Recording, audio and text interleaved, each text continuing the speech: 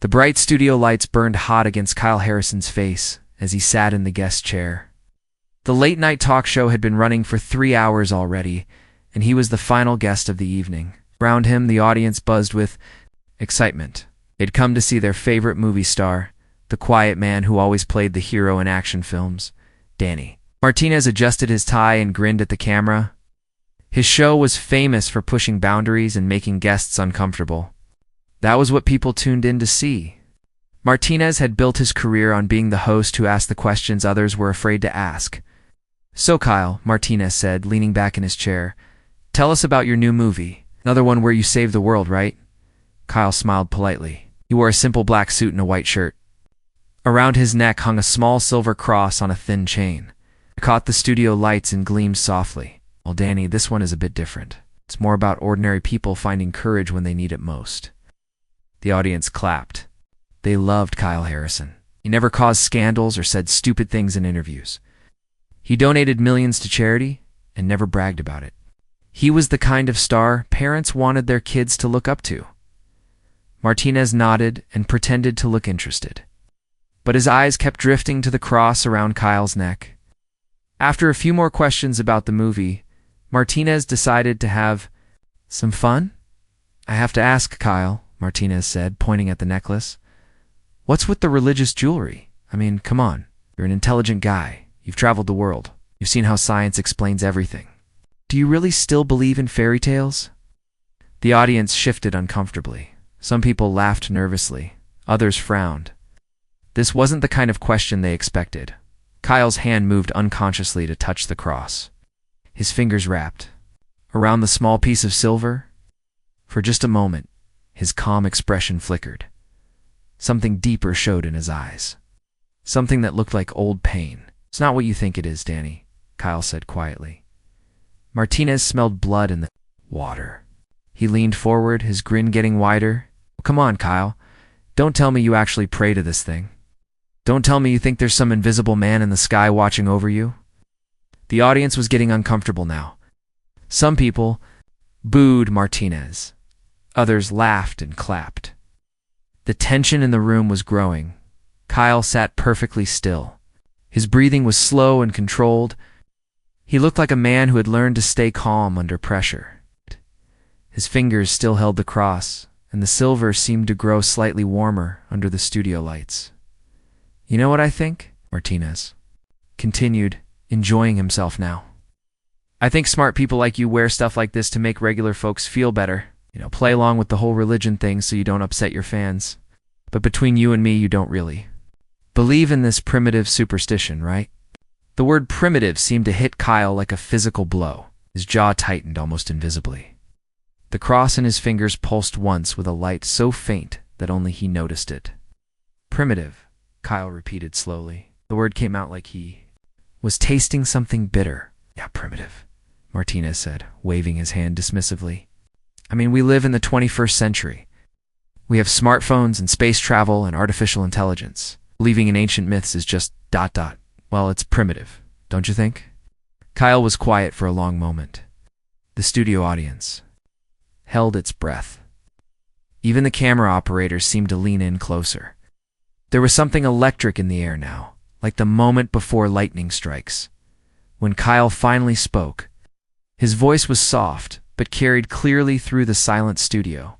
"This cross represents something you couldn't possibly understand, Danny. Something that saved not just me, but everyone you've ever known." The audience burst into laughter and applause. They thought it was typical Hollywood drama. Some people whooped and whistled. Martinez grinned and slapped his knee. "Come on," Martinez laughed. "Everyone I've ever known? What are you, some kind of secret superhero? Did your little necklace save the world while we weren't looking?" Kyle didn't laugh. He didn't even smile. His eyes stayed locked on Martinez's face with an intensity that made the host's grin falter slightly. There was something in Kyle's stare that didn't belong on a late-night talk show. It was the look of a man who had seen things that changed him forever. "You mock what you don't understand," Kyle said. His voice remained calm, but there was steel underneath it now. "You think intelligence means abandoning hope?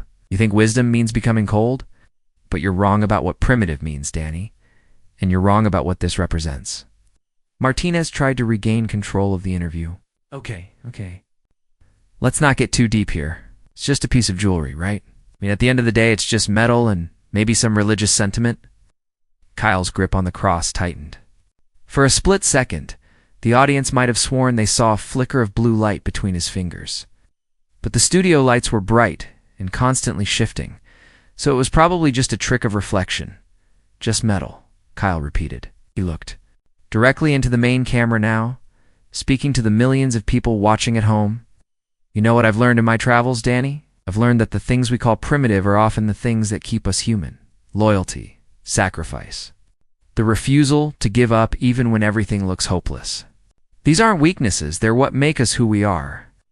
The studio had gone completely quiet now. Even Martinez seemed to sense that something had shifted. The easy joke had turned into something else, something that felt important and dangerous. At the same time, Kyle stood up slowly, still holding the cross. The silver chain caught the light as it swayed gently. This isn't about religion, Danny. It's about remembering who we are when everything else falls apart. It's about the choice to keep fighting when fighting seems impossible.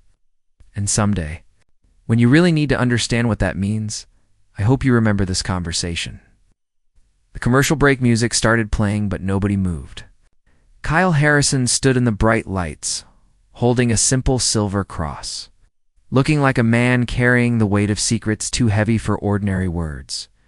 Martinez stared at him, his cocky grin completely gone. For the first time in his career, the man who made fun of everything couldn't think of anything to say. Kyle Harrison's black sedan pulled into the underground garage of his Beverly Hills mansion at 2 a.m. The interview had ended awkwardly, with Danny Martinez stumbling through the final segment while Kyle sat quietly, still holding his cross. The audience had sensed something important had happened, but they didn't understand what. Kyle stepped out of the car and walked to his private elevator. His fingers still touched the cross through his shirt. The small piece of silver felt warm, against his skin, warmer than it should have been. As the elevator rose to the 3rd floor, he closed his eyes and took a deep breath. It was time to drop the mask he had worn for so many years. The elevator opened directly into his study, a room no reporter or photographer had ever seen. If they had, they would have asked questions Kyle wasn't ready to answer. The walls were covered with screens that showed star maps and data streams from satellites orbiting Earth. Mathematical equations covered 3 whiteboards, calculations that would have confused most scientists. In the corner sat a desk with communication equipment that definitely wasn't available in any store. Kyle walked to the center of the room and slowly removed his jacket. He loosened his tie and unbuttoned his shirt collar. Then, with careful movements, he lifted the silver chain over his head and held the cross in his palm. Under the soft light of his desk lamp, the cross looked different than it had in the TV studio. The silver surface wasn't smooth like regular jewelry. Instead, it was covered with tiny markings that were almost too small to see. As Kyle held it, the markings began to glow with a soft blue light. Pulsing gently like a slow heartbeat, Kyle sat down in his leather chair and stared at the object in his hand. To everyone else, it was a simple religious symbol. To him, it was a reminder of 5 years that had changed everything he thought he knew about the universe. He pressed a hidden button on his desk, and one of the wall screens flickered to life. The image showed a younger version of Kyle wearing a military uniform with patches that didn't belong to any Earth military. The name tag read LT. Commander Kevin Harrison, Deep Space Reconnaissance. 20 years ago, Kyle Harrison had been a different person with a different name. Kevin Harrison had been one of humanity's best pilots, chosen for the first mission to make contact with intelligent alien life. The Zephyrian Empire had sent signals to Earth, claiming they wanted peaceful communication with the young human race. Kevin and his team had been so excited. They were going to be the first humans to meet aliens. They were going to make history. They had no idea they were flying into a trap. Kyle set the cross down on his desk and watched it pulse with alien light. The Zephyrians had been waiting for them when their ship reached the meeting point near Jupiter. But these weren't the peaceful explorers that Earth's governments had hoped to meet. The Zephyrians were conquerors who had been expanding across the galaxy for thousands of years.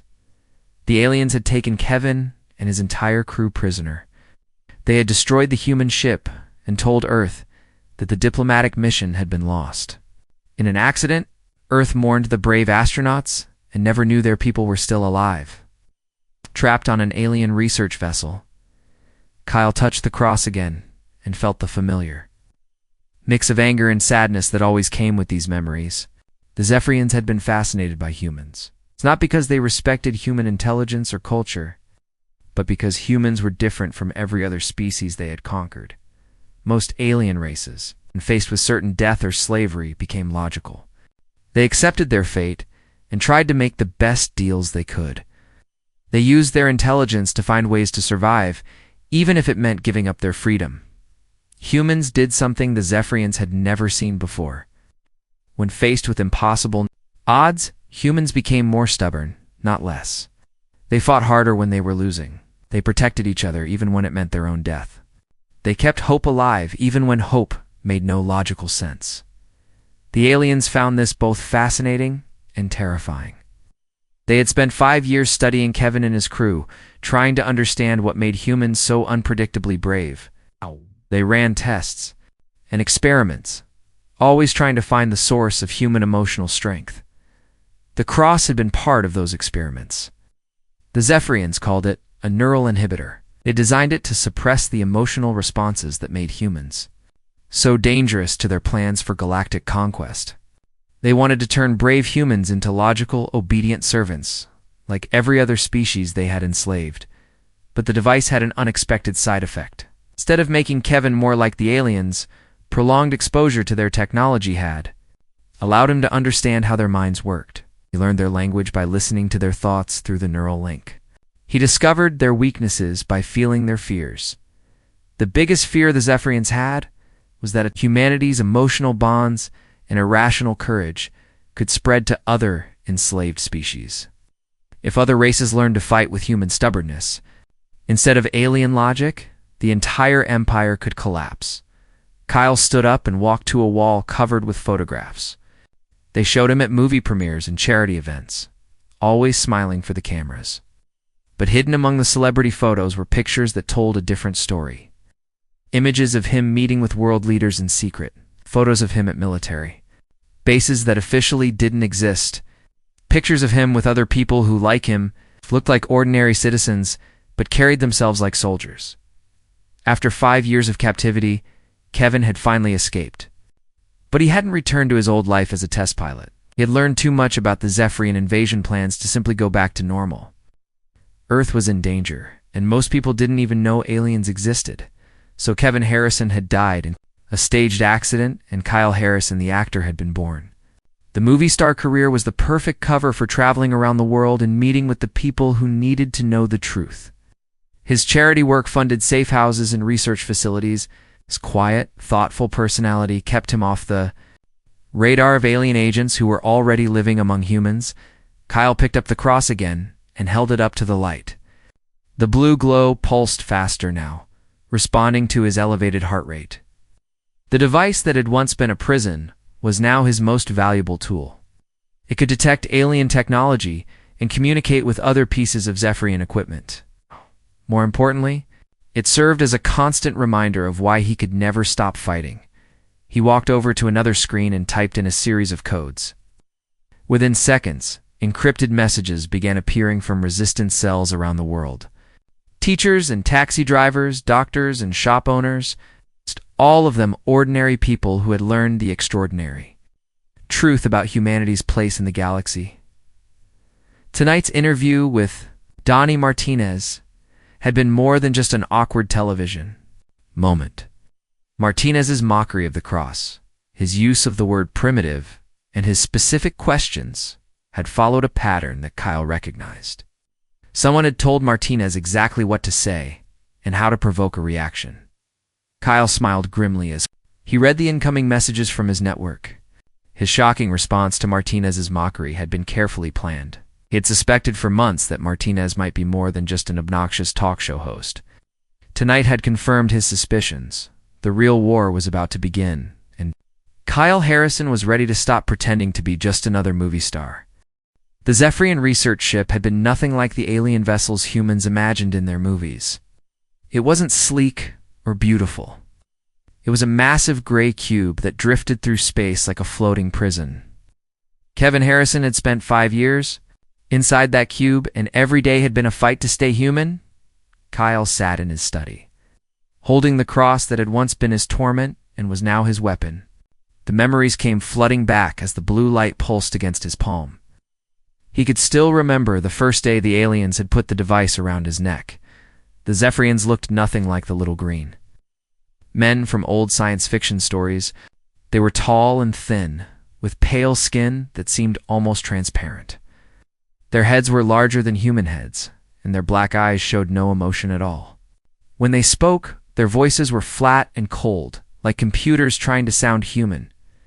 Kevin had been unconscious when they first captured his ship. He'd woke up in a small cell with white walls and no windows. The only furniture was a metal bed, and a device that provided water and nutrition paste. He had no idea where he was or what had happened to his crew. The first Zephyrian he met called its self-research director, Vex. It stood outside Kevin's cell and studied him like he was an interesting insect. Human specimen Kevin Harrison, it said in perfect English, will participate in our studies. Cooperation will result in adequate nutrition. Resistance will result in discomfort. Kevin had demanded to know where his crew was, where his ship was, what the aliens wanted. Vix had simply stared at him with those black eyes and said, "Questions are not efficient. Compliance is required." That was when Kevin learned the first important thing about Zephyrians. They didn't understand why anyone would ask questions when they could simply accept orders. Logic to them meant doing what you were told if you couldn't fight back successfully. The experiments had started immediately.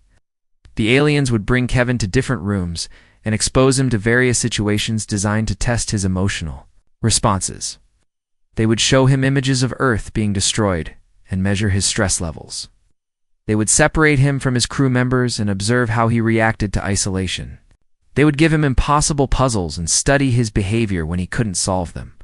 What confused the Zephyrians was that Kevin's responses didn't follow their predictions. When they showed him Earth in danger, he didn't become depressed or accepting, became more determined to escape.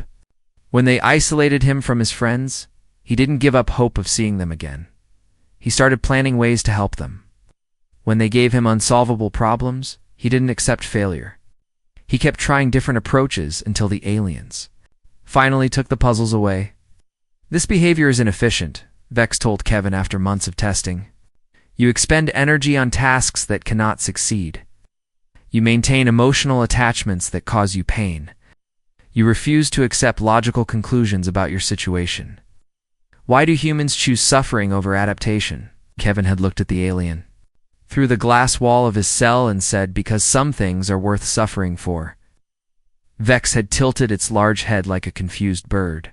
"Explain the value of purposeless suffering." "It's not purposeless," Kevin had replied.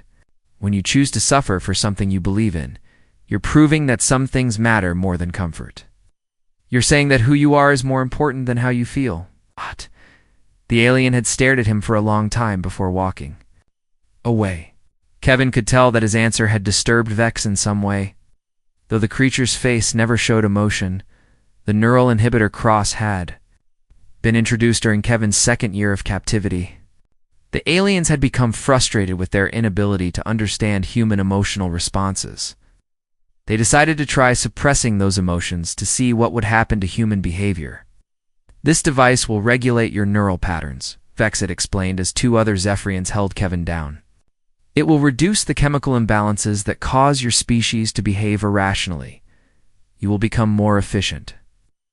The cross had been cold against Kevin's skin when they first put it on. The moment the alien technology made contact with his nervous system, he felt something change. Colors seemed less bright. Sounds became muffled. The constant worry he felt about his crew members faded to a dull background noise. For the first few days, Kevin had felt almost peaceful. The desperate need to escape wasn't gone, but it wasn't driving him crazy anymore. The fear for his friends became manageable. The anger at his captors turned into simple dislike. But the aliens had made a mistake. The neural inhibitor didn't. just suppress Kevin's emotions. It also created a connection between his mind and their technology. As days turned into weeks, Kevin began to understand things he shouldn't have been able to understand. He started recognizing patterns in the alien language before they taught it to him. He could sense when Zephyrians were approaching his cell before he heard their footsteps. Most importantly, he began to pick up on their thoughts and fears through the neural link. That was how Kevin learned the truth about the Zephyrian Empire. They weren't just scientists studying humans for curiosity. They were conquerors who had enslaved dozens of species across the galaxy, and they were terrified of what humans might do if they were allowed to spread their emotional infection. Two other enslaved races, every species the Zephyrians had conquered, had eventually accepted their fate. The Altarians had negotiated for better living conditions. The Vegans had focused on preserving their art and culture. The Centaurians had adapted by becoming useful servants who earned small privileges, but humans did something different. Humans bonded with other species and tried to help them resist. Humans shared their food with aliens who had been starved into compliance. Humans refused to accept that slavery was logical just because fighting was dangerous. Your species is. A virus Vex had told Kevin during one of their sessions, "You spread emotional dysfunction to otherwise stable populations. You make other species forget the logic of accepting their circumstances." Kevin had smiled even though the neural inhibitor made it hard to feel happy. "Good," he had said. "Maybe they need to remember that being alive means more than just surviving." The neural link, Kevin had felt Vex's fear spike. The alien was terrified of the idea that its perfectly ordered empire might crumble if enough enslaved species started thinking like humans. That fear had given Kevin the weapon he needed. He began teaching other prisoners how to resist in small ways that the aliens couldn't detect. He showed them how to share resources without getting caught. He helped them find reasons to hope, even when hope seemed impossible. Most importantly, Kevin learned to use the neural inhibitor as a tool instead of a prison. He figured out how to access Zephyrian computer systems through the device. He memorized their ship layouts and security codes. He discovered their invasion plans for Earth. The escape had taken 3 years to plan and 30 seconds to execute. When Kevin finally made his move, he took 12 other prisoners with him, including his original crew. They stole a Zephyrian scout ship and made it back to Earth just ahead of the alien pursuit. But Kevin had learned too much to simply return to his old life. Earth was in danger, and the invasion was already beginning. The Zephyrians had agents on the planet, studying human society and preparing for the day when the Empire would add another species to its collection of slaves. Kyle opened his eyes and looked around his study. The cross in his hand pulsed steadily, a reminder of everything he had learned during those 5 terrible years. The aliens thought human emotions were weaknesses that could be controlled or eliminated. They were about to learn how wrong they were. The commercial break was supposed to last 3 minutes. Kyle Harrison stood up from his guest chair and looked directly at Danny Martinez, who was wiping sweat from his forehead with a tissue. The studio audience chatted among themselves, thinking they had just witnessed an awkward celebrity interview. They had no idea. They were about to see something that would change everything. "You know, Danny," Kyle said quietly, his hand still touching the cross under his shirt, "I've been wondering about you for months. Your questions tonight were very specific. Almost like someone told you exactly what to ask." Martinez forced a laugh, but his eyes were nervous. "Come on, Kyle, I'm just doing my job, making good television, you know?" Kyle stepped closer to the host's desk. The cross around his neck was growing warmer, and he could feel it starting to pulse faster. Good television or good intelligence gathering? The studio crew was preparing for the show to resume, but they stopped to watch what looked like an argument between the host and his guest. The cameras weren't rolling yet, but everyone could sense that something important was happening. Martinez stood up behind his desk. For a moment, his friendly television personality slipped. His smile became cold and calculating. "I think you should sit down, Kyle. The show isn't over yet." "But it is," Kyle said. He pulled the cross out from under his shirt, and now everyone in the studio could see it glowing with blue light. "Because you're not Danny Martinez anymore, are you?" the audience gasped. Some people started taking pictures with their phones. The studio crew looked confused, wondering if this was some kind of special effect they hadn't been told about. Martinez's face went completely blank. The nervous energy disappeared, replaced by something cold and alien. When he spoke again, the voice was different, flatter, more mechanical. "Specimen Kyle Harrison," Martinez said, and the name sounded wrong coming from his mouth. "You have revealed yourself unnecessarily. This action will result in your termination." Kyle smiled grimly. "There it is, the real you. How long have you been wearing Danny's face? Months? Years?" The thing that looked like Martinez reached under his desk and pressed a hidden button. Immediately, the studio lights changed color, shifting from warm yellow to harsh white. The audience started murmuring in confusion and fear. "Security protocol activated," the false Martinez announced. "Eliminate the human asset. Preserve the neural device for study." That was when the studio doors burst open. 6 figures in black, tactical gear entered the room, moving with perfect coordination. But something was wrong with the way they moved. Their steps were too precise, too synchronized. They looked like humans, but they moved like machines. Kyle had been expecting this. He had suspected for weeks that Martinez's studio was more than just a television set. It was a trap designed to capture him when he finally revealed himself. But Kyle had prepared for this moment. He raised the cross above his head, and the blue light suddenly became blindingly bright. Oh, yes. The alien device, and his hand was no longer suppressing his human emotions. Instead, it was amplifying them, broadcasting them on frequencies that Zephyrian technology couldn't handle. The 6 tactical figures stopped moving. Their perfect coordination broke down as the cross interfered with their communication systems. One of them pulled off his helmet, revealing features that were almost human, but not quite right. The eyes were too large, the skin too pale, the expression too empty. Kyle Harrison, the revealed alien, said, its voice echoing strangely in the studio, "You cannot escape. This facility is secured. Your resistance network is known to us. Surrender the neural device." Kyle looked around the studio at the terrified audience, the confused crew members, and the cameras that were still broadcasting everything to millions of homes around the world. This was his moment. Everything he had worked for during 15 years of secret preparation had led to this. "You want to know what this is?" Kyle said, holding up the glowing cross for everyone to see. "It's not a religious symbol. It's alien technology. And the man you've been watching on television every night isn't human anymore." The false Martinez hissed, an inhuman sound that made several audience members scream. His face began to change, the human features melting away to reveal something pale and angular underneath. His black eyes became larger, and his mouth opened to show rows of sharp teeth. "Citizens of Earth," Kyle said, speaking directly to the cameras. "My name is Kyle Harrison, but that's not who I really am. I'm Lieutenant Commander Kevin Harrison, and I've spent the last 15 years preparing you for this moment. We are not alone in the universe, and we are not safe." The alien that had been pretending to be Danny Martinez lunged across the desk toward Kyle, but Kyle was ready. He had spent years learning to fight creatures that were stronger and faster than humans. As the alien reached for him, Kyle grabbed its wrist and used the creature's own momentum to throw it into the wall behind the host's desk. The studio erupted in chaos. Audience members were screaming and running for the exits, but the doors were locked. The alien tactical team was trying to regroup, but the cross's energy field was disrupting their coordination. Studio cameras kept rolling, broadcasting everything. Live to a world that was about to learn the truth. Kyle pressed a button on a device hidden in his jacket.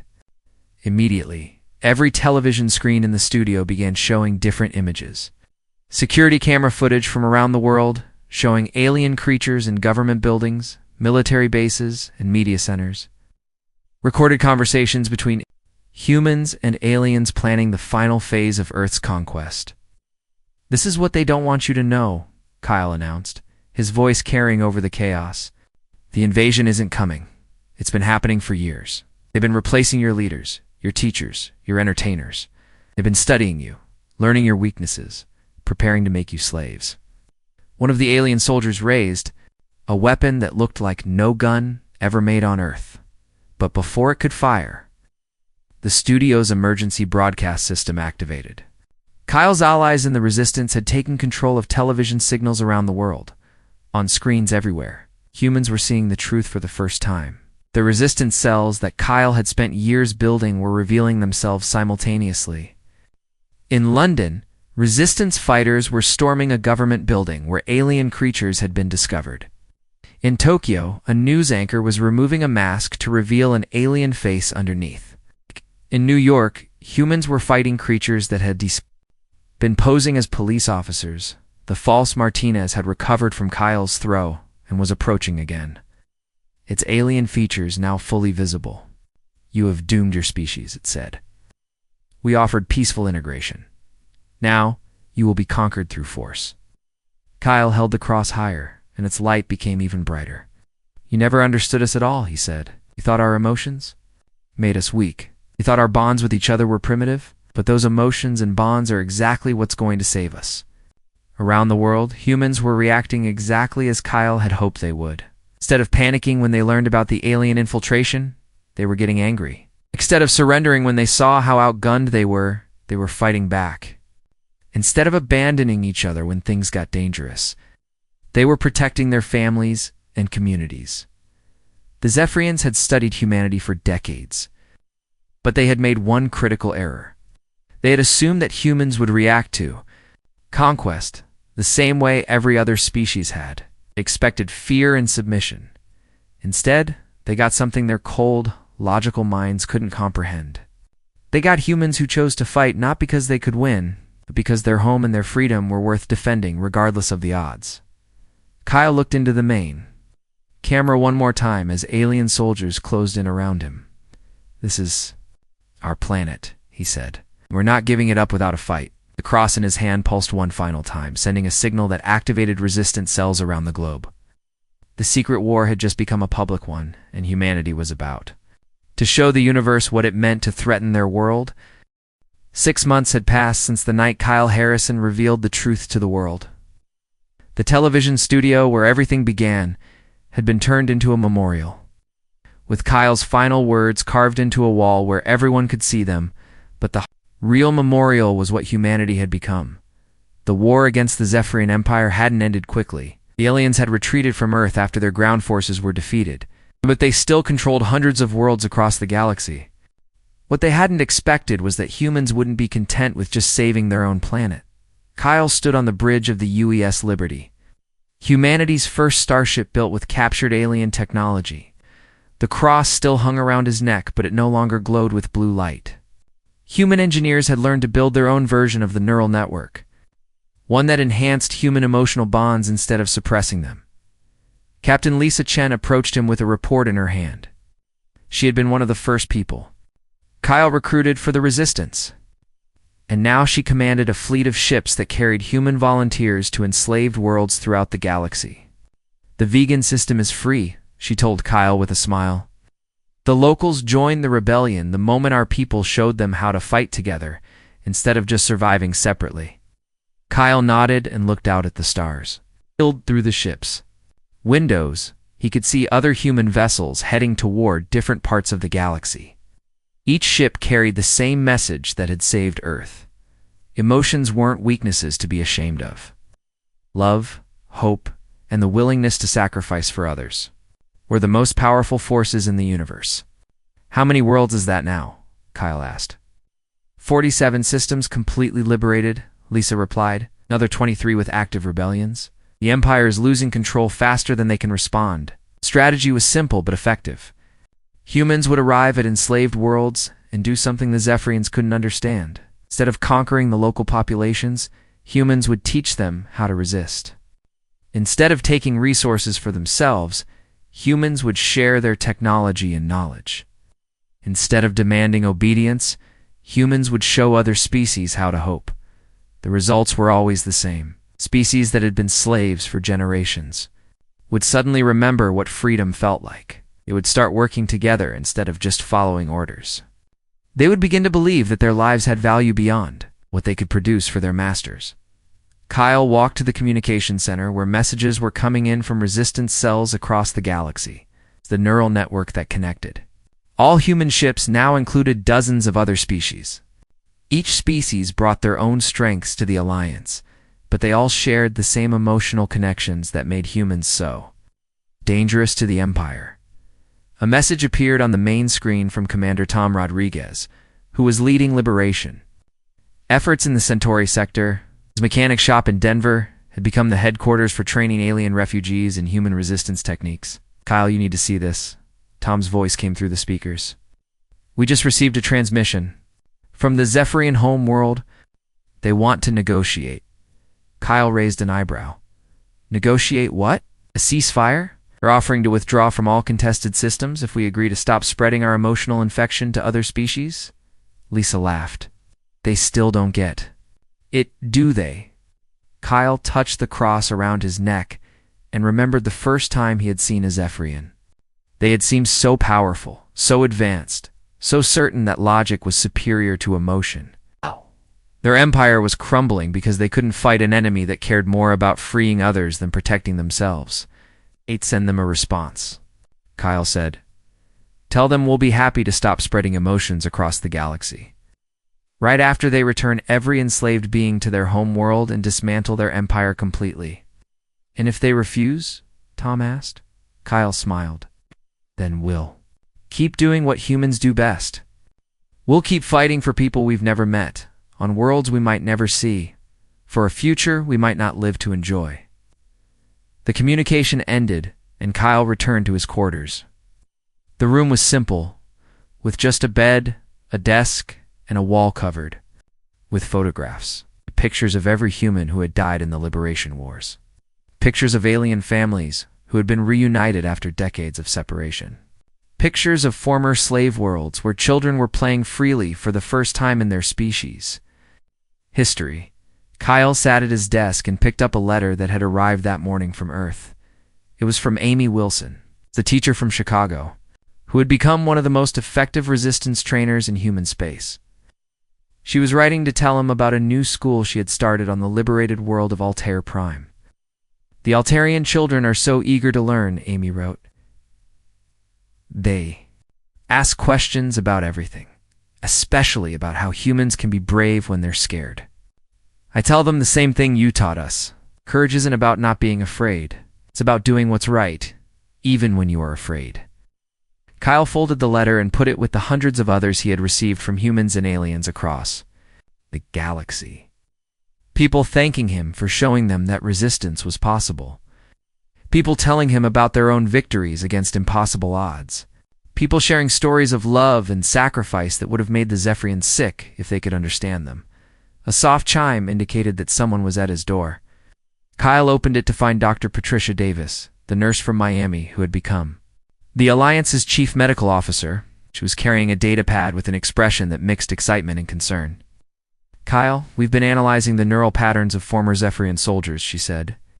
The ones who were exposed to the emotional broadcasts during the liberation campaigns. Something incredible is happening to them. What kind of something? Kyle asked. Patricia showed him the data on her pad. They're developing emotional responses. Real ones, not just programmed reactions. Some of them are asking to join the Alliance. They say they want to help free other enslaved species. Kyle stared at the data in amazement. The neural inhibitor cross had originally been designed to suppress human emotions. But when humans had reversed its effects and used it to amplify their feelings instead, it had created something the Zephyrians never intended. It had shown them what they had lost when they bred emotions out of their species generations ago. How many? Kyle asked. Thousands, Patricia replied. And the number is growing every day. Kyle, I think we're not just liberating enslaved species. I think we're curing the enslavers too. Kyle walked to his window and looked out at the stars. Somewhere out there, the Zephyrian Empire was learning that conquest through fear and logic had limits. But liberation through love and hope could spread forever. He touched the cross around his neck one more time and thought about the night he had confronted Danny Martinez on live television. That moment had started as a revelation about alien invasion. It had become something much more important. It had become humanity's gift to the universe. The message was simple, but it changed everything. Emotions weren't primitive weaknesses to be eliminated, they were advanced strengths to be shared. Love wasn't inefficient. It was the most powerful force in existence. And humans, the supposedly primitive species that refused to accept slavery, were teaching the galaxy that some things were worth fighting for regardless of the odds.